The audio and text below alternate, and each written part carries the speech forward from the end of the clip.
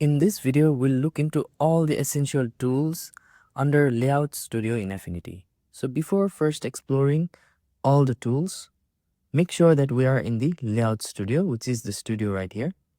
After we are in the Layout Studio, you can see on the left toolbar, there are a lot of tools under the Layout Studio. Our first tool is the Move tool.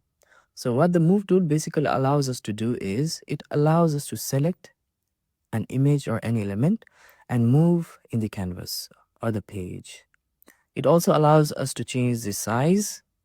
We can increase the size or decrease the size, and we can also rotate that particular image or element with the Move tool. In addition to that, we can also hold down the Shift key and then move around to adjust the constraint and move or rotate geometrically in the pages. We can also move the image by holding down the Shift key and clicking and dragging to adjust the constraint of the image. So this is all about the Move tool. And the next tool that we have is the Node tool.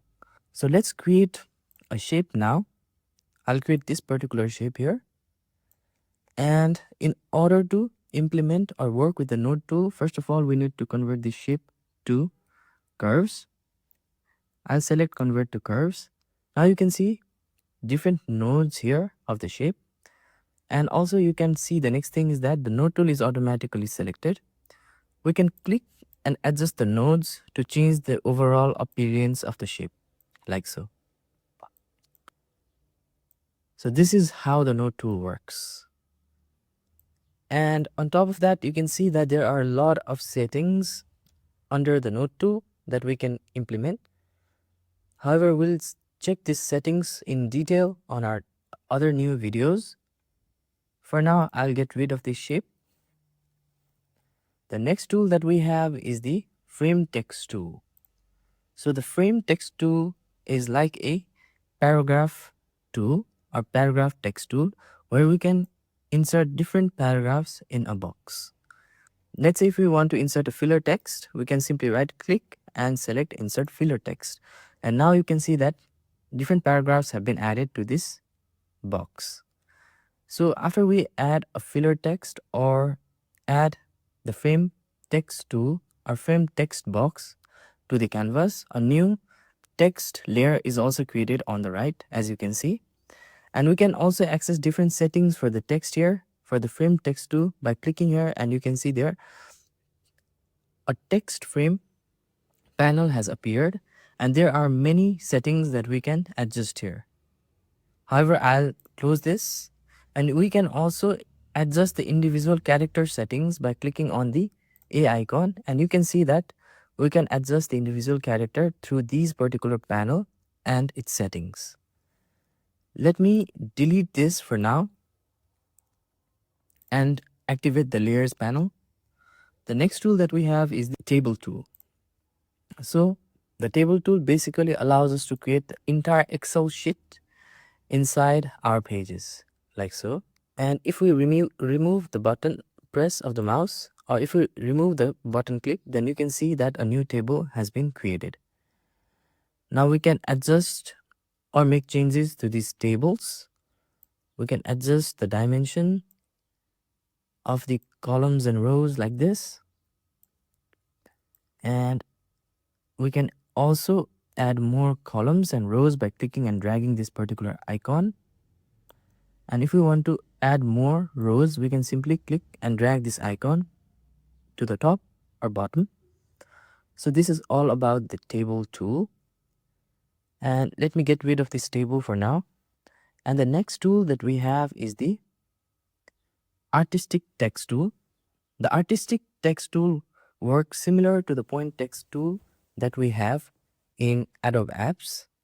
For example, if we click onto the canvas, then it is a single line text tool which allows us to add text to a single line.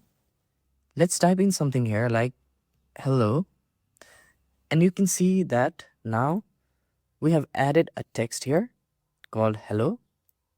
We can also access its character properties by clicking on the A character icon, and we can tweak other settings right here, or we can also tweak its settings from the top settings bar or the contextual text bar. So we can change its font, we can apply different kinds of font and styles and many settings. I'll get rid of this particular character. So the next tool that we have is the pen tool. Let's click on the pen tool, and with the pen tool, the things are very much similar across all the other apps, including the Vector and Pixel Studio here. That means the pen tool works consistently and in the same way in the Vector and Pixel tools as well. We can create different shapes like so. We can create curved shapes, and we can close by clicking on the beginning point to close the shape. And this is how the pen tool overall works. We can also insert fill and stroke. We can mask out that particular thing from the layer of that particular image. We can make a selection like this. We can do many more with pen tool. So I'll get rid of this selection by clicking on Command D to deselect, and also get rid of this particular shape by going to layers and then deleting the polyline layer. The next tool we have is the square star tool or the shape tool overall. So we can access many shape tools here. However, I'll go with the square star tool. We can simply click and drag to create the square star tool, and if we hold the shift key, it will maintain the geometry and allow us to adjust the size of the square star shape geometrically and create it. We can also play with many settings above here for the square star tool, where we can include the fill color. Maybe we can put some color like blue. We can also include the stroke color. I don't know, let me remove this. Okay, we can also include a stroke color. Right now you are not able to see the stroke color because we also have to maximize the stroke like so. And there are other settings as well, like sides. We can add different sides, we can add different cutout and more. So I'll get rid of this shape, but before that, the shape tool works similarly with other shape tool as well, and different shape tool has their different settings above. So make sure you keep that in mind about the different settings, and you make sure you play with their different settings to get different output from the shape tool. I will select now the next tool, which is the picture frame rectangle tool. First of all, let me get rid of this particular shape and let me access the picture frame rectangle tool. So what this allows us to do is it allows us to create a placeholder for image as a rectangle. If you click and drag, you can see that the placeholder has been created, and if we drag and drop an image here, we can add an image in this particular box. Right now you can see the border is pink because I have set the color as pink. I'll get rid of the color. The next tool is the picture frame ellipse tool. It is same as the above picture frame rectangle tool, but only the difference is it will create an ellipse for the frame where we can add the picture to. Let's get rid of both of these frames. And the next tool that we have is the place tool, which basically places an image into our canvas.